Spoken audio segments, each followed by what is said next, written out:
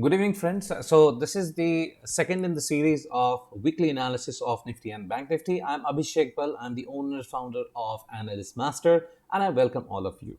Now, before we begin our weekly analysis of Nifty and BankNifty for the week that starts from tomorrow, that is May 31st to June 4, let's take a quick look at what we actually predicted in the last week and how the market actually behaved.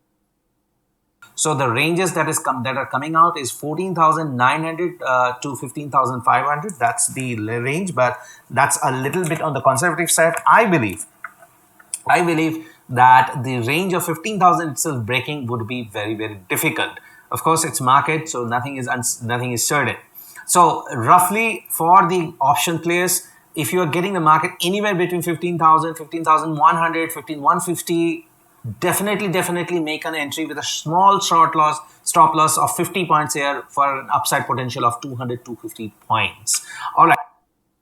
All right, so this was our prediction that market would actually find it very difficult to break on the downside of 15,000 itself. In fact, I gave the level that if you're finding the market at 15,100, 15,150, definitely make a buy entry for a 250 points on the upside for the weekly option buyers. Now, market at the lowest for the last week, this is the weekly chart of Nifty, it actually took support from 15,135 and it topped at, of course, just 40 points below our target, which was around 15,460, in fact 15,459. And well, that's about it. And I believe that people who would have taken the recommendation and acted accordingly would have made good money. Similar the case with Bank Nifty. Okay, so having said that, let's take a quick look now at what exactly was going to happen for the coming week. So the chart in front of me is the weekly chart of Nifty. As you can see that here, Nifty, after breaking out successfully above the 15,000, now that is a gap kind of a thing that has formed between this candle and this candle, which kind of tells me that of course all of this is in bullish momentum. We are at all-time high. Things are looking good. Economy is going to open up, and vaccination drive is on the rise. Things are normally stabilizing, normally gearing up for the next big move. But hey, we also need to be cautious because we are simply at the top now. That being said, where do I believe that it's going to be? So before that, the way I analyze is that I actually I do not give that much of an importance to the technical or the fundamental analysis to begin with, unless I have gotten the hold of the market news, because the market news in our parlance, the analyst balance, is something called as the Bayesian correction. Okay, because the market news, if it is favorable, then it is going to accentuate your technical analysis and your fundamental analysis. But if it works against you, then as a prudent technical advisor, you need to incorporate that in your technical analysis in order to refine your prediction. Now, the news that's there, the things that are going to drive next week is that on the global side, tomorrow of course is a holiday in the US, but in the global side, the US economy, they're going to present the budget. So it's the way it is turning out to be is like it's a $6 trillion budget which is being proposed. It is a trimmed down version from the $7.2 trillion budget which was being anticipated. But of course, COVID played the spoil sport. We all know that. But hey, even considering that, the pre-COVID level budget level was $4.5 trillion. So from that to $6 trillion, it's almost a 25% jump. So that means that U.S. economy is all poised for a fantastic expansionary thing. Then the other part is that of course there are some things the Biden administration will have to take into account how the market reacts to that. For example, that their major tax cut that is being proposed in the hands of the working class, while being compensated for the additional tax in the hands of the richest. Now, how the market is going to react to that, how Wall Street, Nasdaq, Dow Jones, they react, well, we have to see that. Now, That's one thing. Second is that the deficit in US economy that still continues. It's at $3.1 trillion, but then there's a glide path that is being envisaged that it is going to peak at $3.7 trillion by 2027. Of course, that's going to add the interest bill to somewhere close to around $500 billion in the coming 4 to 5 years. But I believe that with the dovish kind of an approach that the Biden administration is taking, that's going to have a reasonable impact on the plus side, not on the minus side, in the long run on most of the economic sectors of the US. Now, that being said, now let's see that what are the economic calendar looking for us back home in India. So on the GDP side, the Q1 GDP data is going to be released tomorrow. The services data, the India infrastructure services data, the manufacturing data, the services data, all of them are going to be discussed and all of them are going to be unveiled next week. Similarly, the market data for the manufacturing the services are going to be announced for the other Asian economies, that's Japan and China. And most of the economies, the market data is not that encouraging, but of course that's understandable. For example, in Japan, the services PMI has plummeted from late 40s to mid 40s, and it is expected that in China it's going to be similar story, from mid 50s to early 50s is going to be. Similar case is being envisaged in India as well, where the manufacturing PMI is going to be pegged at 55.5, which was in April. It is going to take a dip to 51.1 in the month of May. Now, has the market already factored that into? I believe it has. So these data, the CMI data, they may not really have much of an impact on the market because those things are already factored in. And even if not, the pluses are going to outweigh, by miles, the negatives, if any. Okay. So opening up of the economy is one, the vax drive is one, the states which were in virtual lockdown, they have come across and they are going to, stand a good stead in the month of June. All right. Now, what about the result front? The result front, we have two major companies which are going to come out with. ITC is one, and of course, we have Aurobindo Pharma. The other companies which are going to declare their results are Motherson Sumi, Bharat Forge, Radico Khaitan, and Muthoot Finance. So these are the stocks I would rather suggest that keep a track of. Of course, please do consult your financial advisor before making any sort of investment decision. All right. So with that, what does the technical tell us? So the technical it's in front of you itself. So this is the weekly chart of Nifty, and as you can see that I have the Bollinger Band in front of me. The Bollinger Band has, as was predicted last week itself, it has now started showing and moving on the upward direction. So as long as it is showing us the movement on the upward direction, we really have nothing much to worry about. In fact, it's a very beautiful candle. As you can see, I think the better way to do it is to put it back in the day format. So the day format, you see that there is kind of a triangle breakout pattern that has formed. This is the top that I have drawn, and then this was the trend line from below. So they have kind of crossed. So that means, the last week, 1, 2, 3, 4, 5, all the 5 candles were well above the last day of the previous week's candle itself, which kind of boosts my confidence. Not that these candles are great in nature. Of course, you could see that the momentum is hardly there, anything, okay? But what it tells me is that in the worst scenario, how much can it really fall? So my idea is that, going by this chart, I don't see it falling below this line, and this line is somewhere close to 15,125. So roughly we'll say 15,100. So come halo high water, breaking this level is going to be mighty difficult, with the potential being on the upside. And if you look at the momentums, the momentum is also right up there. So it's the CCI index, which I use in my daily analysis, the weekly analysis. Well, that's above 150, which really boosts my confidence as well. So this momentum is likely to continue this week itself also. Now, let's look at the chart on the wider perspective, on a longer perspective, and that's the monthly perspective. On the monthly perspective, on the monthly timelines. Now, here, of course, we can see that there is an exhaustion which has already come because the weeks of the candle, they're getting bigger and bigger. It was quite big in this candle, but of course, as subsequent months have passed, they kind of formed a doji. And yesterday also, this candle that's there, that's is this kind of dragonfly doji which has formed here at the top. So that kind of, again, it does not really negate my understanding that we are all poised for growth. Of course, you're going to have the intraday movement on the downside and the upside. Those volatility is going to be there. But hey, that's the nature of the market itself.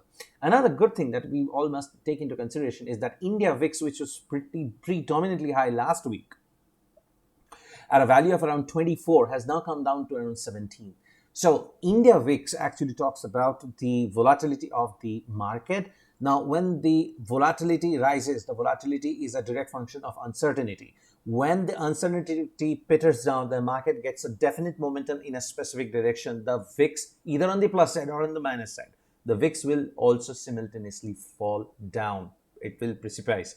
So VIX falling down is again one more indication that we are only poised. The only way to look forward is northwards. All right, so that's with the Nifty. So from here, the range that is coming out on a weekly basis for me, as I see it fit, of course, we are going to do the analysis of the option chain data as well. But I believe that with the gap that has formed, I believe that we will be somewhere around 15,700, 15,675 should be your golden level. All right, so that's what my understanding is.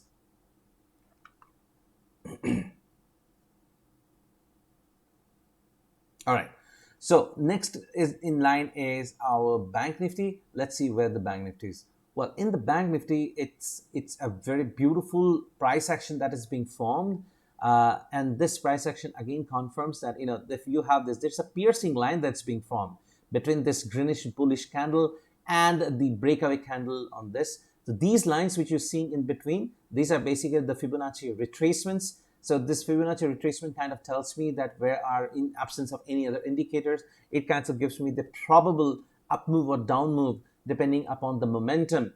And as I see it, that with the gap and the piercing line that's being formed between the last greenish candle and the last week's candle out here, candle out here.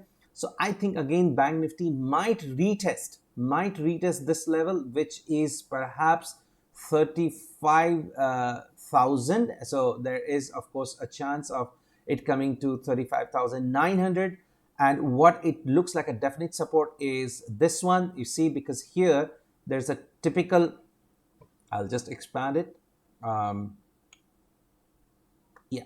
So if you look at it, it's taking a continuous support out here. In fact, it's like a tweezer. It's like a tweezer that's been formed. It's a one button. So the first bottom is here, second is here, third is here, and the fourth bottom is here. So with this four bottom, the line that's coming out is 34,564. Let's say we are talking about 34,560 or 34,600. So any of these lines. So if you're getting your Bank Nifty anywhere between 34,550 to 34,600, most definitely make a huge attempt to buy with your stop loss being somewhere around 34,500 only. So with a 50-point stop loss or a 40-point stop loss or a 60-point stop loss on the downside, you can play with heck of a higher side of potential that could be 1,000 points also. But just in case, my belief is that we might see Bank Nifty somewhere around 34,700, 34,600. It might be a little difficult to touch back 35,500.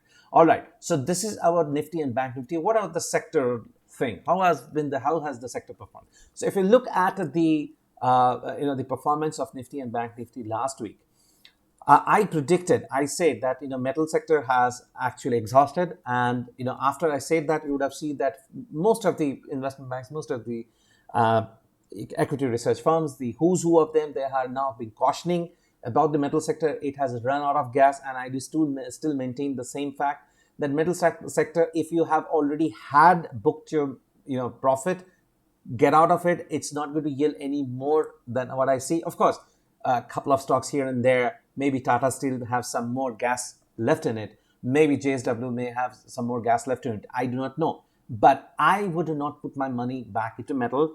In fact, this has been one of the laggards now going forward if you still persist with it. Now, the ones which actually propelled Nifty last week to attain the all-time high was Reliance. It had a fantastic performance on Friday with a 6% upside gain. I was a little disappointed with HDFC, but then it's understandable that with HDFC, there's a 20 crore fine being imposed by RBI. The anchor investors in HDFC had met the board of HDFC, and they had certain displeasure to share with the board. Macquarie arranged that meeting. I do not know what has been the outcome, because that has not been made public about the content of the meeting, what the outcome of the meeting was. However, HDFC, got muted in the first half of the last week, while it picked up momentum at the later on. However, the star of the sectors has really been the media as well as the PSU banks. Now, I actually, I do get a little bit disappointed with, most of the analysts, or most of the people, actually, most of the investors. They focus on the Nifty heavyweights. Of course, you should. Reliance counter or an HDFC counter, you should have a good understanding of this biggies. But at the same time, please do not miss out on those performance, those star performance of the sector. They may actually not contribute that much. They may be a small contributor as compared to these big wigs, but the momentum or the star performance of that, if you're not keeping track of them, you're going to miss out on some good opportunities. So media last week, if you see, week on week basis, it had returned 7%. And in the month of April to May, it had returned almost 50%. Same is the case with PSU banks. And I still believe that these are going to be the sectors to watch out for. So I would definitely put my money in these two sectors. We're going to discuss the specific stocks in these sectors as well. So how has the sectors otherwise performed? Well, IT has been kind of a good, bad, kind of a mixed reaction. Of course, with now the dollar plummeting, I don't see much of a movement left in IT anymore. We have to give, and IT did run its course. So we have to give it some time, as I said before in the last week as well, that I'm not bullish with IT for the next quarter or so. Maybe, just maybe, somewhere in the month of July or mid or somewhere in the early August, I might get interested back in IT, but not now. My bet for the coming quarter, for the coming week, for the month of June itself, is going to be the PSU banks. It's going to be the media houses. It's going to be some of the central PSC as well, the central public sector enterprises. Okay. So I strongly suggest that keep on track on these companies, especially the company in media. I'm writing the names. Keep these companies into your radar. Then you have Sun TV. Then you have, I believe you would have a PVR as well.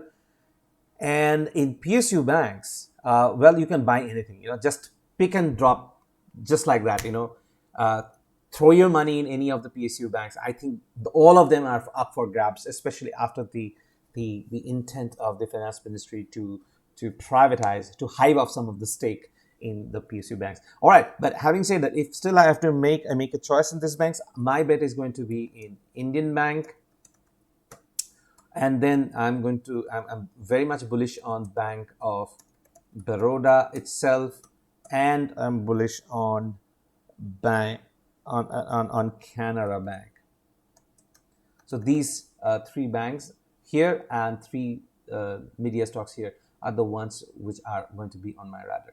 All right. So with this, where do I see Bank Nifty? Well, looking at this, just looking at the chart itself, I believe that Bank Nifty for the coming week should hover somewhere between 35,150, 34,000 700 to on the upside of 36,000. Of course, it remains to be seen how it behaves. Um, this was the weekly chart. This is the monthly chart. Yeah, so that's how it is. Still is some room to go for Bank Nifty, and I think we would easily be crossing the previous high of 37,000 very shortly. All right, so let's just take a quick look at the sectors as well, how the sectors have performed. We already showed you the chart.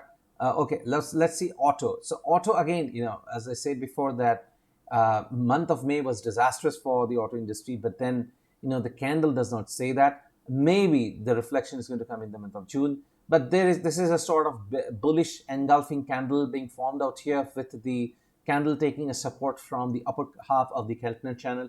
This is of course on a monthly timeline. If we have to look at the weekly timeline, well, it is the continuation of the rounding pattern which I was talking to you about. So this rounding pattern continues this week as well. The only exception being that on the upside, I will be a little cautious as far as auto is concerned. Not that I'm bearish about auto, but all that I'm saying is that I will be a little cautious on auto. Let's see about metal. Well, as we were discussing, the chart itself is telling us the truth, that what has happened in the metal sector as well. The gas is lost, the momentum is no longer there, and it's now a dead duck which is falling back very, very sharply. Now, this is on a daily scale. If you want to expand it to the weekly timelines as well, again, this is kind of a gravestone doji that's being formed here. So this again will petter down your confidence, if any, in the metal sector as well.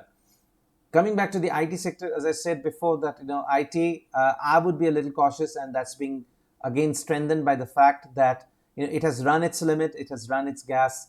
All that I can think of for the next month is that there is going to be some sort of a correction in the IT. Again, mind you, I'm not talking about that IT is going to be a laggard or a performer. All that I'm saying is that it is due for some correction. Pharma, again, nothing much to really talk about. Don't be bullish on pharma. At least I'm not going to be. Of course, there are going to be a couple of stocks. For example, Aurobindo's result that did come. Let's see where Aurobindo fares, how it does. But as of now, I'm not again bullish on pharma. It's similar case as that of metal itself.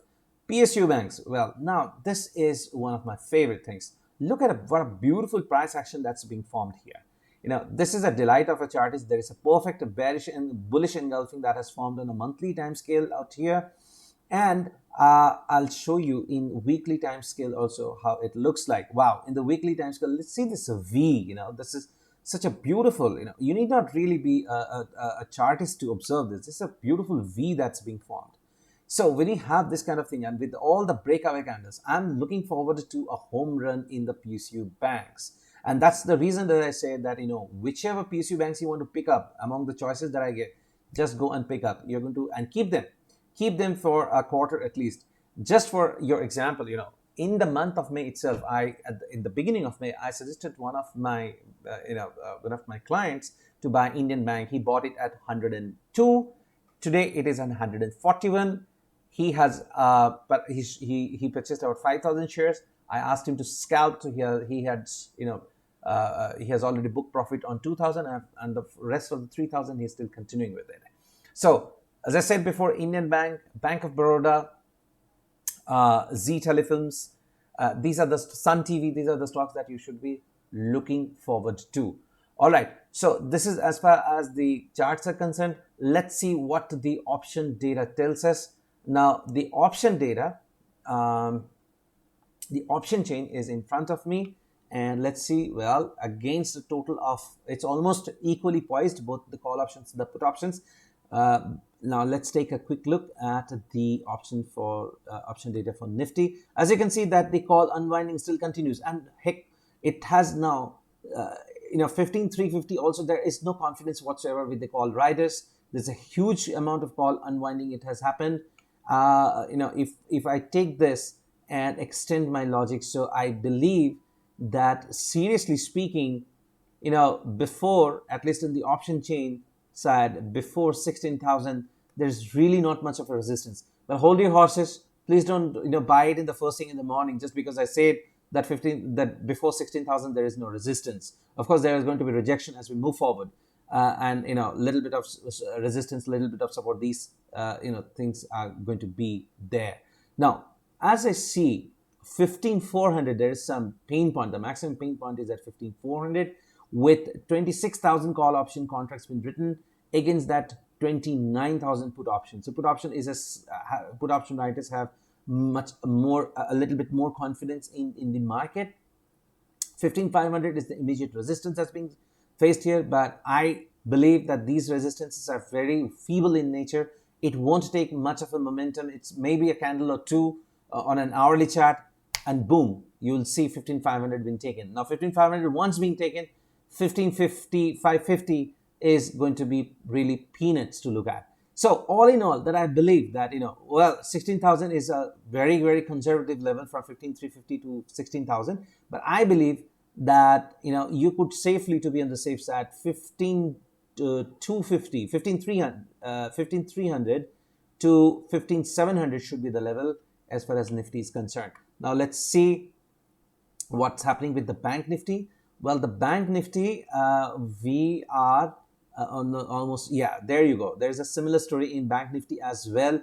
Heavy call unwinding at 34,500, and the story continues with immediate support with 30,000 put option contract being underwritten.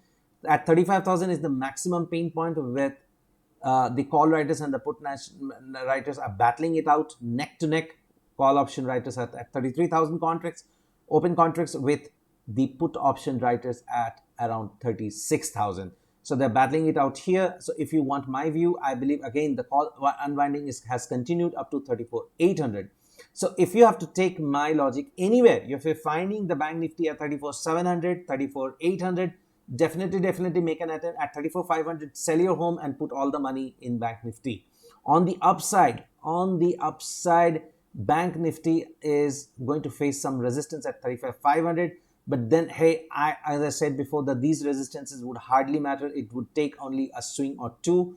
Even 36,000 seems, a feeble resistance as of now. But then, as we said before, that these data are not static in nature. These are dynamic in nature.